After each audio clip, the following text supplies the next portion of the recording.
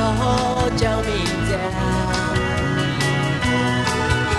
Mây yêu trên thiên, mây hùng trên vũ đĩa hùng mi.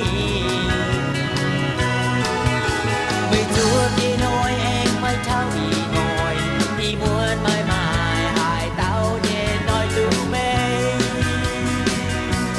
Mây ơi đến xin,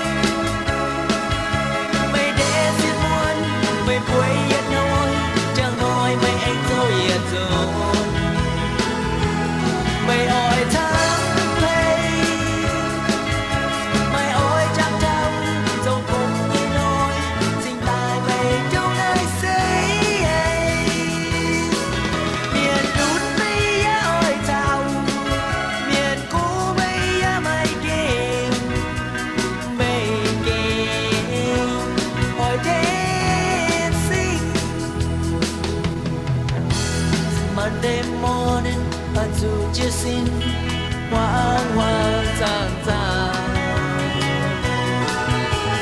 Mây đêm mong hiểu mây chỉ run mày kén ôi chưa xin.